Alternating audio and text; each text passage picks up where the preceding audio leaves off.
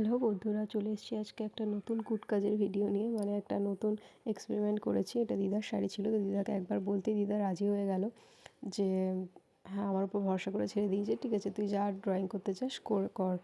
তো এই প্রথমবার আমি এরকম দুঃসাহস দেখানোর চেষ্টা করেছি।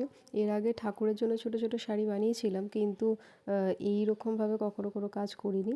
তো কাঁচা হাতের কাজ, ভুল ত্রুটি ক্ষমা করে দিও। আর শাড়িটার ডিজাইন ভীষণ হালকার মধ্যেই রেখেছি। আসলে খুব ভালো ডিজাইন আমি পারি না, মানে যেরকম পেরেছি আর কি খুব নর্মালের মধ্যে রাখার চেষ্টা করেছি। ফাঁকা জায়গা না থাকার কারণে শাড়িটা একবার ভাঁজ করছিলাম, একবার অল্প অল্প করে ডিজাইন করছিলাম। তো কীভাবে কী করবো বুঝতে পারছিলাম না। দেখো ফাইনালি জানলার সাথে শাড়িটাকে টান টান করে আটকে তারপর দাঁড়িয়ে দাঁড়িয়ে ড্রয়িং করেছি। প্রথমে ভেবেছিলাম যে শুধু সাদা আর হলুদ রঙের ফেব্রিক দিয়েই কাজ করব, তারপরে মনে হলো যে না, একটু লাল টাচ না দিলে ভালো লাগবে না, ফুটবে না। তো পরে লাল ফেব্রিক দিয়েও পুরো শাড়িটা ডিজাইন করার চেষ্টা করেছি। তো এই হলো শাড়িটার ফাইনাল লুক। তোমরা অবশ্যই জানিও কেমন হয়েছে। আর ভিডিওটা ভালো লাগলে চ্যানেলটিকে অবশ্যই সাবস্ক্রাইব করো, আর লাইক কমেন্ট শেয়ার করে দিও। দেখা হচ্ছে পরের ভিডিওতে। ততক্ষণ সবাই ভালো থেকো, টাটা।